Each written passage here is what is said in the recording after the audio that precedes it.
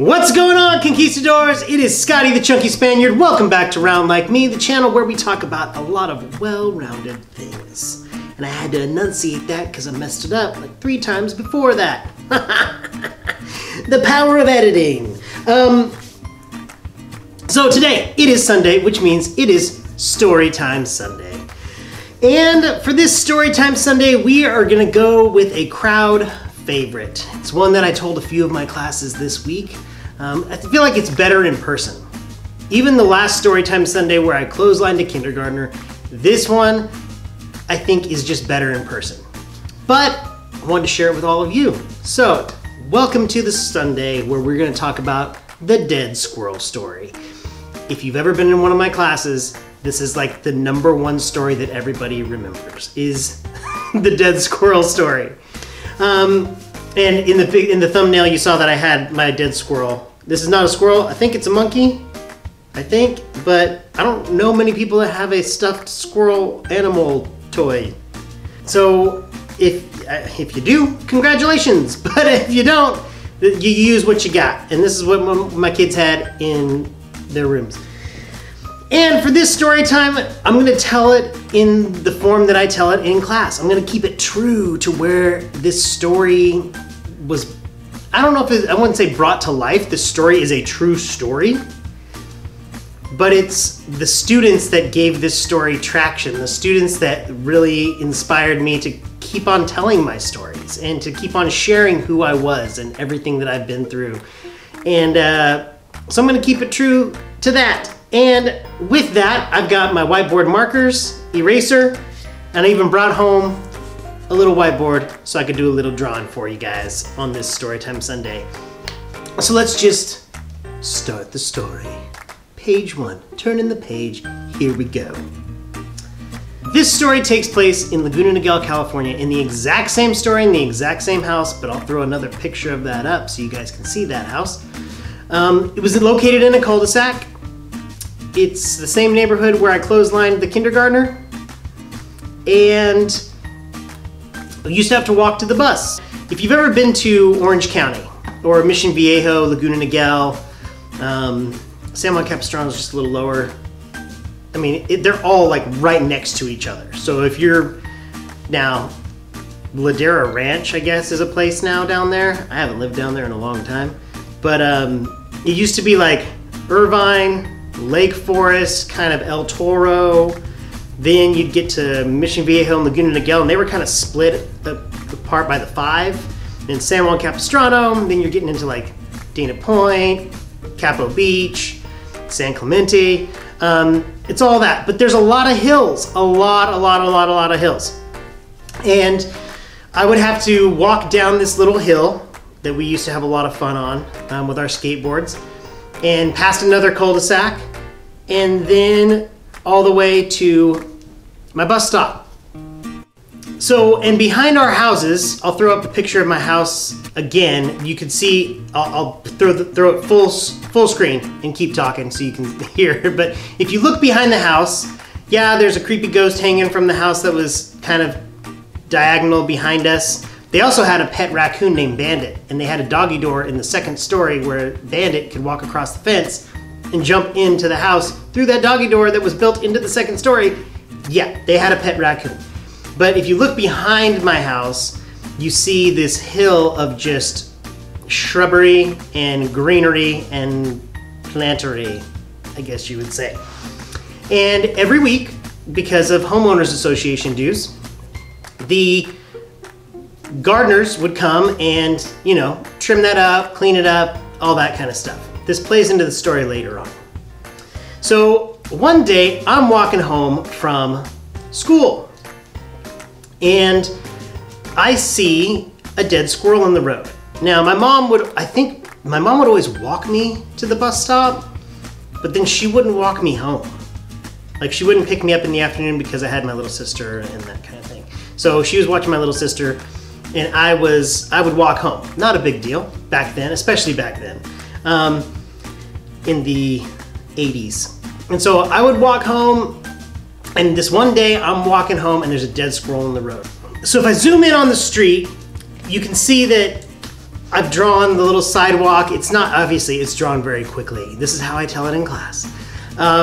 And there is the greenery. There's a little house down there by the cul-de-sac. And there's the greenery. And next to the sidewalk, there was this little dirt path. Well, not path. It was like a little area where they could plant flowers and make it look really nice. And then right next to that was where I saw my dead squirrel. Right there. Most of the kids say it looks like a cat. I don't know how to draw a squirrel. I can draw lots of other stuff. I don't know how to draw a squirrel. Never actually looked up a picture of a squirrel. And I'm telling this story quickly. So I see this dead squirrel. Now, I'm the guy in our house that if there's a spider and the family's freaking out, I try and usually capture it and take it outside. The only things that I don't have a heart for are like black widows and cockroaches. And so I'm trying to save, I felt bad for this squirrel. And I was like, man, this poor little squirrel needs a proper burial.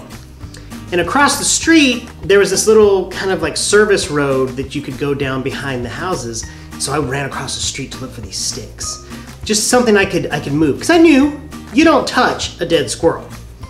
So I find 2 sticks, I run back across the street, and I'm moving this squirrel across the street with these sticks. I can't imagine, because I get it, you get in this zone, but I'm moving this squirrel across and I get to the curb. Oh, I hadn't even thought about that. I was like, oh, how am I gonna get this squirrel up the curb? So even though I didn't want to, I used my shoe to kind of like kick it up the curb. I was like, ugh, kicked it up on the curb. I finally get this squirrel over to the sidewalk, to the edge of the dirt, and I start digging. And I'm digging with sticks. So it's not that deep of a hole, but it's deep enough and big enough to where I can put the squirrel in and cover it up. So I cover up the squirrel, I've rolled him into the hole, cover it up, I put a little stick as a marker. I even put a little stick as a marker so as I walked home every day I could remember my little squirrel and I could think about it. And so I put the squirrel in there, put the stick, say a little prayer, you know. I don't even remember what I said, but I did say a little prayer and walked home feeling pretty dang good about myself, like I had done my good deed for the day. Got my hands in the straps in my backpack. At that time it was probably just 1 strap because it was really cool to walk with 1 strap on your backpack for a long time. Now everybody wears 2. But I had the 1 strap and I was just like cruising home and I felt great. Now, as a kid, do you remember how time was totally different? And I'm talking about like from birthday to birthday, from holiday to holiday. It felt like an eternity. It didn't feel like 1 year. It felt like 2 or 3 years until the next time you had your birthday or the next time Christmas came around. Whatever holiday you loved celebrating, it was forever till it came to that holiday again. So one day, I'm walking home from school. I don't know how much time has passed at this point, but it's been several weeks. And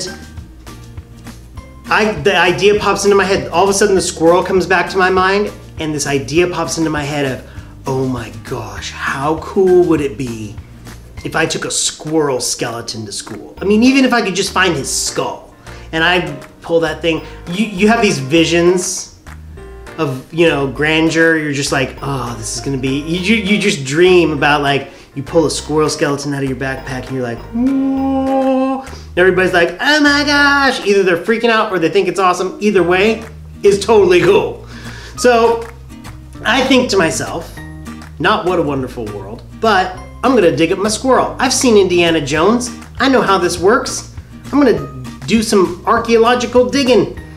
And so I go back to the spot where I think my squirrel is and I look, and there's no stick. No stick at all. I had forgotten about the gardeners. Every single week coming and cleaning up our hills and sidewalks and things like that. They had raked up and cleaned up and totally taken away any trace of where I had buried my squirrel. And this is where I had a moment of brilliance. It's true. Trust me, for an 8-year-old, I feel like this was pretty dang smart. So I went back, there's no stick, there's nothing. My dad owned his own landscaping company where he would actually like design and then install yards. So lighting, sprinklers, plants, grass. I mean, That it was all encompassing. If you wanted a yard completely designed, fountain, you know, koi pond, whatever you needed, he did it. And so I had dug a lot of ditches. Yes, even as an 8-year-old, I had already dug a lot of ditches and had worked in a lot of different areas. And I was like, I've planted stuff before. Here's my moment of brilliance. The place where I had buried my squirrel, the earth is going to be softer in that spot than the other dirt that has not been dug up. So I go and get a stick and I start poking in the dirt trying to find the soft spot. What 8-year-old thinks of that? I don't know. I did. So I'm poking and I'm kind of looking on the hill as to where I was. And I'm like, all right, I think it was around here. And so I start poking in the dirt. I'm going. There's nothing. I'm starting to lose heart, but I'm also the kind of person that, like, once I set out to do it, I'm gonna do it no matter what. It's kind of like finding a certain CD or a movie. I'm hitting every single store until I can find it. If not, I'm not going straight to Amazon. No. This is kind of like my mission, right? My quest. So my mission and my quest were to unearth this squirrel skeleton and take it to school. And so I'm poking around in the dirt and all of a sudden, the stick goes in. What? I'm like, yes, this is it. So I go and get another stick because I'm super fired up. I start digging. And as I'm digging, this hole is filling up with this liquid. And I don't know, it's kind of like this off-white, yellowish, bluish. It's got this mix of like blue and green to it. It's kind of dark. And then, so I went from a moment of brilliance to this moment of stupidity thinking I had struck oil. I'm like, now I look back, I'm like, you idiot. You dig a tiny little hole for a squirrel and you think you struck oil? Yeah, I didn't understand the physics of how deep you had to dig to get oil, to strike oil. But I'm still digging and I'm going for this and I'm like, it's all getting all over my hands and it's like filling the hole. This where I had buried this squirrel is filling with this goop. That's the best way I could describe it at the time. It was like goop. And which would go with the slime craze of today. But I didn't take it to school and then play with it and annoy my teacher. Yeah. I see you, Maya, with your giant bag of slime all the time. Driving me insane. So, as I'm digging though, I start seeing little, like, kinda, I think, pieces of hair or fur or whatever. So I'm like, okay, I'm really close to this squirrel. I'm right there. But then my brain starts processing what's going on. And I'm like, man, I should have reached my squirrel by now. And then it hits me. And I'm like, oh my gosh. I hadn't taken into consideration decomposition. I thought, as a 3rd grader, you throw something into the ground, it dissolves, skeleton left behind, boom, boom, take skeleton to school, be cool guy for a day. That's not how this works. I had squirrel guts all over my hands. I had pierced the squirrel's stomach, and the squirrel's innards were all over my hands. All over them. And you ever have that moment where something shocking happens and you just pause for a second and you're like, oh my gosh. Oh my gosh. So I realized that this squirrel guts is on my hands and I scream, I'm like, ah! And I just run. Boom! I'm flying home. Fling open the door. Boom! My mom's like, hi sweetheart, how was your day? I'm like, no! I run straight through the house. From our front door, it was a straight line right to our kitchen. I'm just like, hottest water I could find, I'm scrubbing. And she's like, what would you like for a snack? What's going on? I'm like, no! Like, leave me alone! Which was very uncharacteristic of me. I just ran to my room and I just sat there. I was just like, I was done. I was done with the squirrel and the idea of bringing a squirrel skeleton home. I was done. We were back in Orange County 2 summers ago visiting and hanging out, having our summer vacation with the family. And Butters absolutely fell in love with Dana Point, and, you know, Salt Creek Beach. That was my beach that I used to go to all the time. That was my spot, and so we took them all over, and we even drove them by the house because the kids love this story. They love hearing this story in the car when we're driving. They're always like, "Dad, tell us another one of your stories." And we went to the house, and then the kids asked me the most ridiculous thing, but they're kids, so it's okay. They were like, "Dad, you should dig up the squirrel now." I'm sure there would be a skeleton now at this point, this many years later, but how creepy would that be to be driving by and see a grown man on the side of the road with a shovel digging a hole and just trying to explain that to the cops or the neighbors, like, "Oh yeah, I buried a squirrel back here when I was 8, so we're okay, we're good, I used to live here." And then you'd see it on the news, teacher gets arrested for digging up dead squirrel remains. So bad. But that is the end of the story. I buried a squirrel. I thought it'd be cool to dig him up. I got squirrel guts on my hands. It was absolutely terrifying, but so exciting, and makes for a great story. That's the end of the Dead Squirrel Story. I hope you enjoyed it. I hope you enjoyed this Storytime Sunday. We're gonna do these, we're gonna space these out because I don't want to run out of stories. I got a lot of them. I'm not sure what story I'm gonna tell next. There are a lot of them. I need to start writing these down. Usually I just go with whatever pops into my head, but I need to start writing these down. Hold me accountable to that. Like, shoot me a message and say, "Hey, have you written these stories down yet?" And then I'll start feeling guilty and start actually doing it. But I hope you enjoyed this. Come back for a Tunes on a Tuesday where we're going to talk about more holiday albums and artists and things like that. And I thank you for watching. Like always, thank you so much.